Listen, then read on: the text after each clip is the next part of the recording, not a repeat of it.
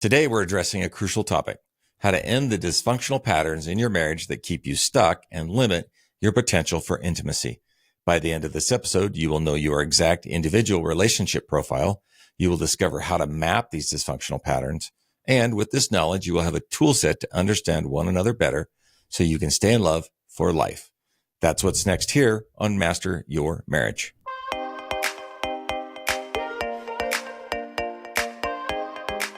Today, we're diving into something called the relationship grid. Oh, yeah. And we're going to be unpacking how we react when our buttons get pushed within our most intimate relationships. Usually childish. Right? Yeah. Do we lash out, though? Or do we try to control the situation? Or do we crumble under the pressure of it all? And this is really fascinating stuff. It's super eye-opening and it's so great because the grid isn't just about profiling you and labeling your behaviors. It really is designed to help us understand ourselves and our partner better, which of course fosters more compassion and more understanding for why we act and react the way that we do. Because when we know better, then we can do better. Yep. When we understand better, we can be more empathetic. We can be more compassionate. And what I love most about this relationship grid that we're going to share with you today is that it shows us that we all of us have individual work to do in our relationship. No one is exempt from trying to do better. Yeah. And this grid just points out exactly what we're doing and what we need to do to get better. Yeah. And I love that. All right. So the relationship grid comes from the work of Dr. Terry Real, but it's built on the concepts of Pia Mellody.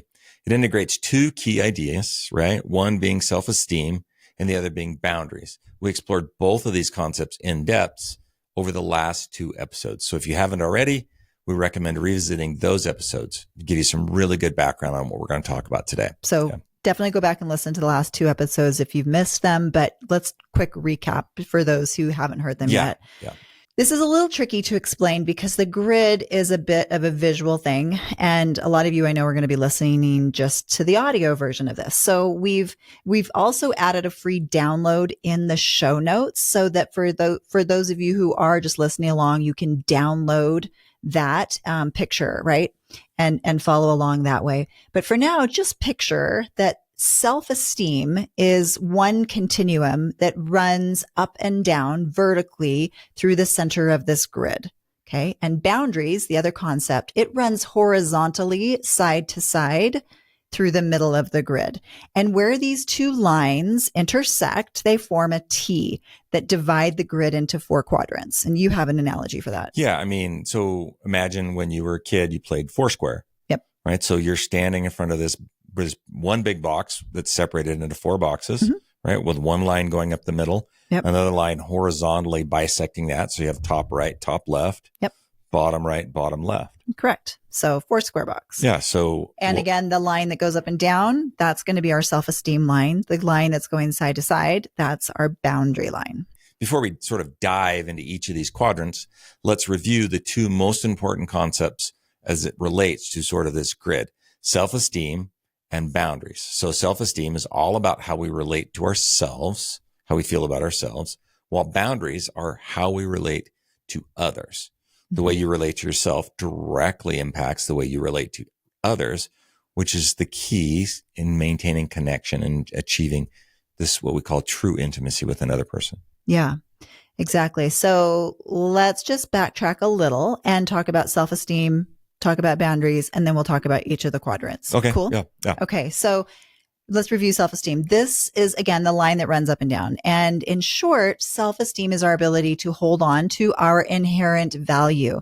It's the understanding that our worth is unearned, irrevocable, unchangeable. Nothing can increase it. Nothing can decrease it. And all people have it. All people have inherent value.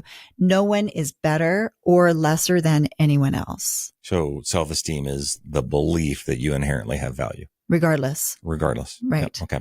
So healthy self-esteem also means that we're able to experience healthy shame. And what do I mean by that? Well, healthy shame is the ability to sort of take responsibility for our own actions and say to ourselves, yeah, I probably shouldn't have done that, right? However, a person without this capacity becomes shameless, unable to recognize when they're being hurtful or cruel or mean or even evil. And they're generally unwilling to self-confront. Yep. So without self-esteem, Right. no shame. Right. And when we have healthy self-esteem, we don't shy away from things that maybe are our darker parts, the uncomfortable truths about ourselves. Self-esteem requires that we're able to kind of hold this paradox in our mind that we're both flawed, that we're human, but at the same time, we're also inherently valuable, and that can't be taken away. No, and I love that, right?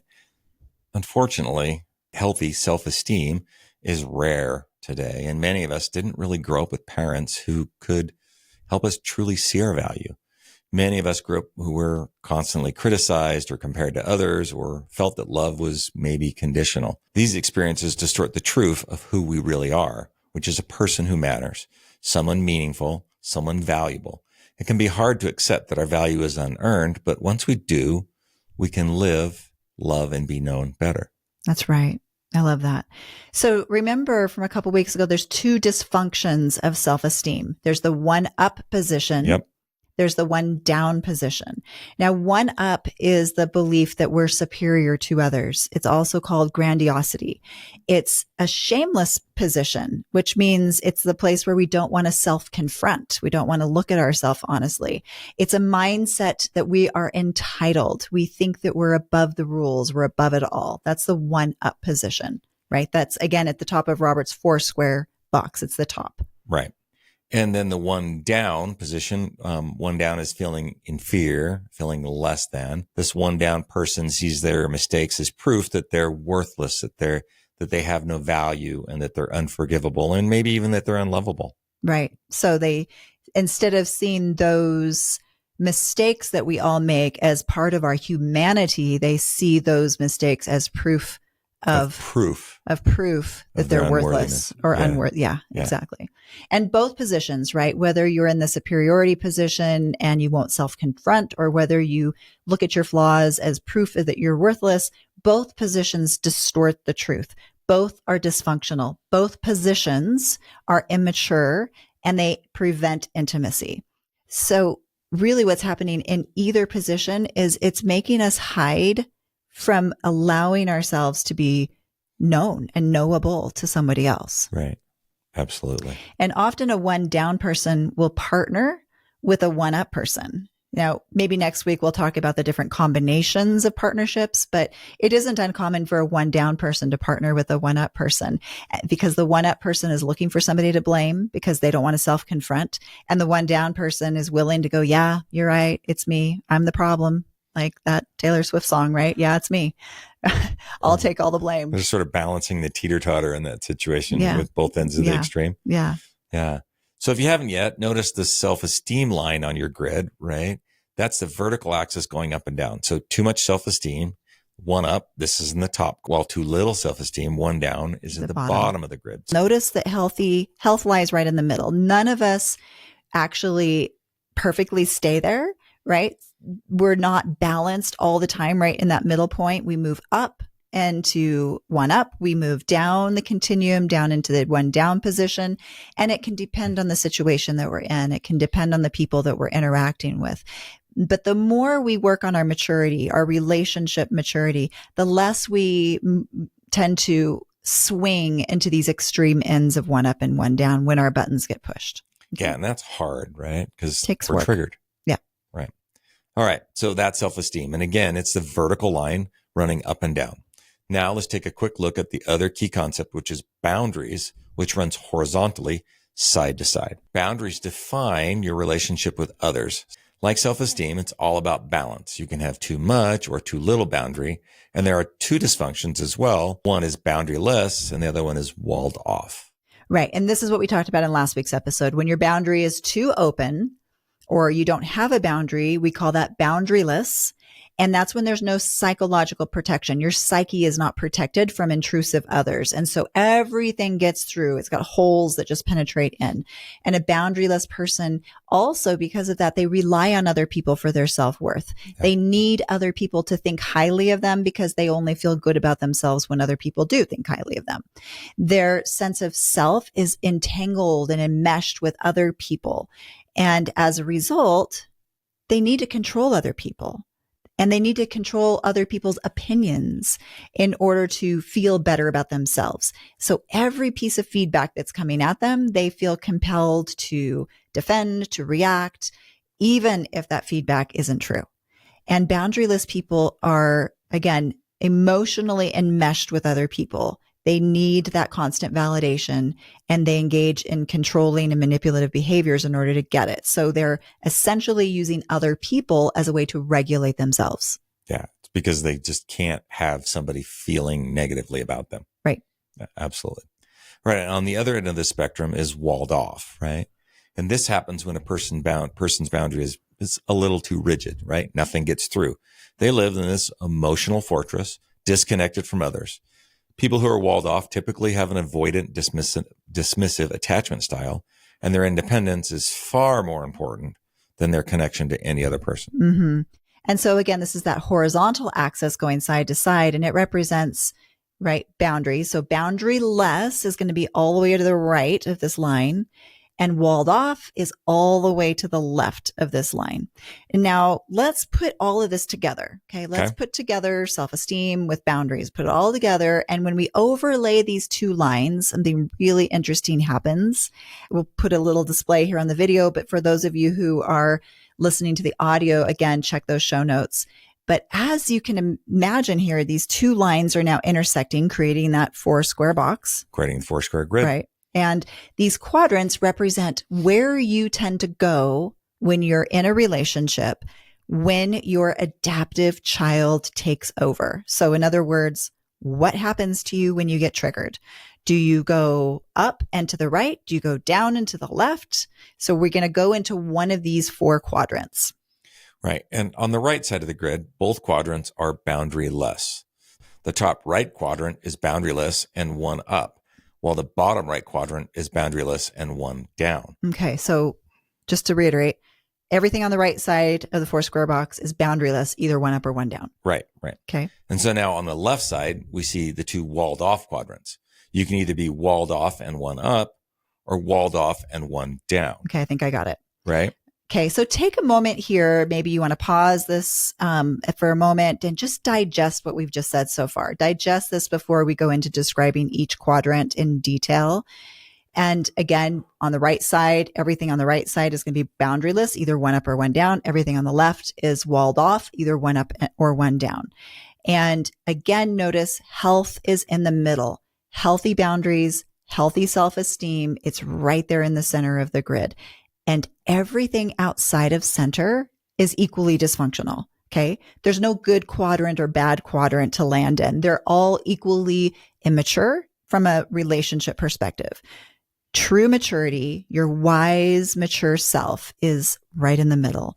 And only from that place, only in the middle, are we actually able to develop mature love and intimacy. Only from that place do we even care about having intimacy and relationship skills. I like that. Only in the middle do we care. Do we care? Yeah, absolutely.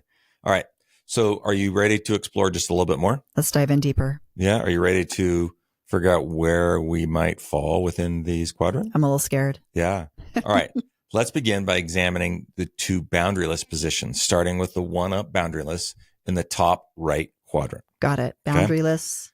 Boundaryless and 1 up. Boundaryless and 1 up. When we talk about boundaryless and 1 up position, there are a few key characteristics to keep in mind. First and foremost, this individual takes too much from their partner. They take too much. That's the key thing for this quadrant. They take too much. People in this quadrant are often thin-skinned, letting that feedback affect them, right? As we all do when we're boundaryless, but they also struggle to be contained for themselves, which means they are also the ones who become psychologically intrusive to other people. And that results in sort of this sense of entitlement where they expect other people to cater to their desires. Their desires matter the most. Their desires matter more than their partners. Their positions matter more. They need to be right. For instance, a one-up boundaryless person might think, you know what? Everyone should want to go to the restaurant I want to go to, obviously. Or see the movie that I want to see. Or see the movie I want to see. Everyone should agree with my position. Everyone should be able to see my perspective. Obviously, I'm right. Yeah. Right? Yeah. I mean, we've all sort of met and interacted with those people. Both boundaryless positions are dependent on validation and, more importantly, being regulated by others. Mm-hmm. But when you're one up and boundaryless, you extract it from others through controlling your partner or others around you. And when those controlling tactics fail, which they always do, you then respond with anger or retaliation, right? Individuals in the one up boundaryless position come across as having confidence. However, it's a pseudo confidence. The truth is, deep down, unconsciously, this person fears that if they stop controlling their partner and everyone around them, that the people around them and or their partner wouldn't choose them. You wouldn't desire me. Yeah, you wouldn't desire me. So I have to me. Force you to want me. Yeah. Yeah. So which is a terrible way to live. Since they fear like losing that control, their position, right? The one up boundaryless, the top right corner, they have this position of you need to yield to me. You need to yield to me, my way. I need to win. It's that zero sum game. I win. So they're extracting, they take too much. Interestingly, not everyone in this position becomes overtly abusive, because we'll talk about in a minute. There's a range of behavior within each quadrant from extreme to less extreme. But this is the quadrant where violence would exist if violence exists. So all verbal abusers live in this quadrant. All physical abusers live in this quadrant. Overall, this quadrant is demanding. It's extracting. It's often angry. It's very controlling.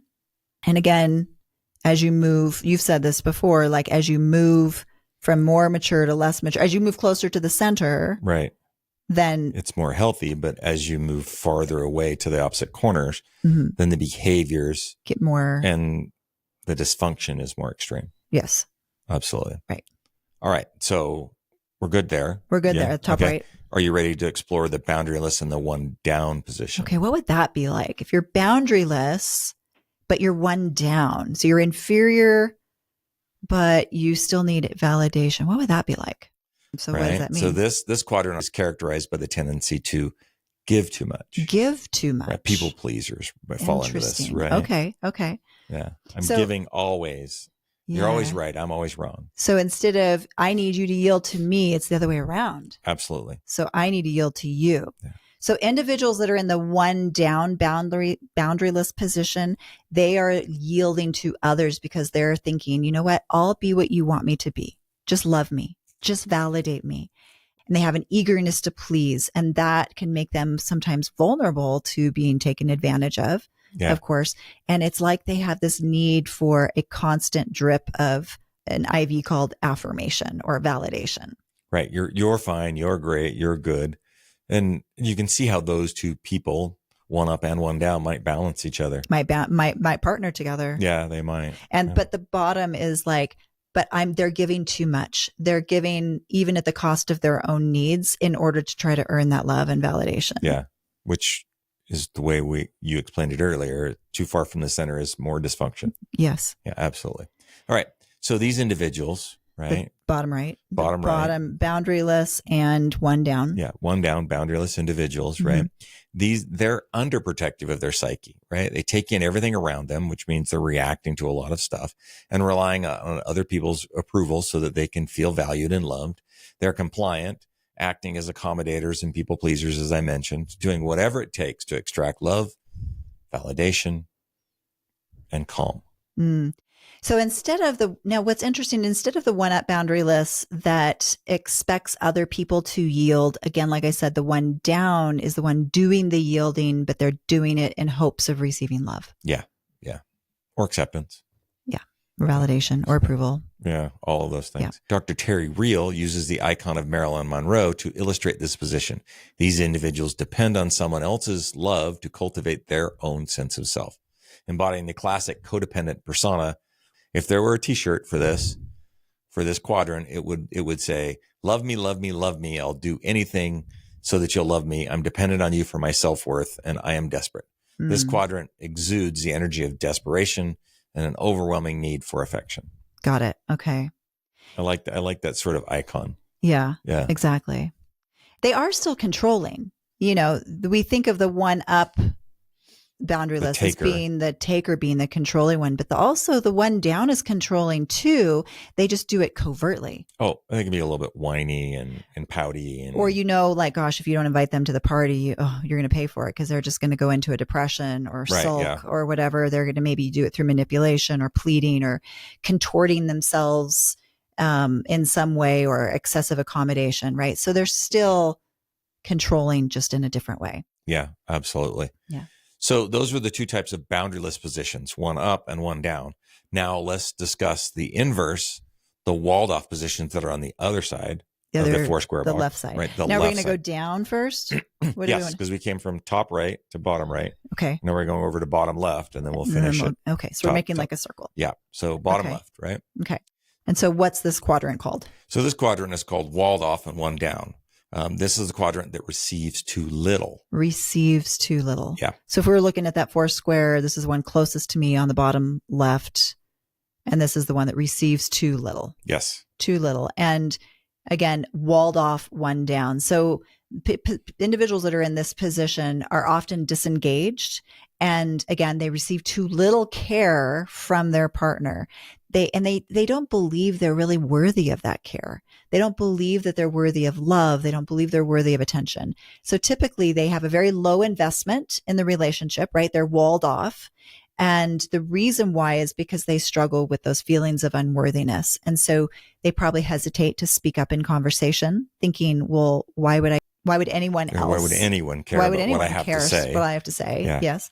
They don't value themselves. Right. And as a result, they fail to be able to receive or take in that love or that care. And they would just, if they had it, dismiss it as not being genuine anyway. Yeah. Right. So of all the quadrants, they are the most withdrawn. Yeah, absolutely.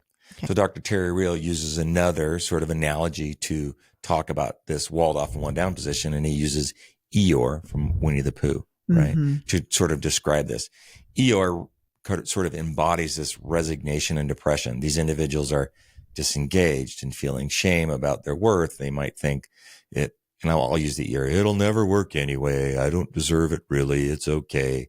Like I'll be fine. And this reflects sort of the energy of this quadrant, this deep-seated depression. So all overt forms of classical depression, they also reside within this quadrant. Yeah.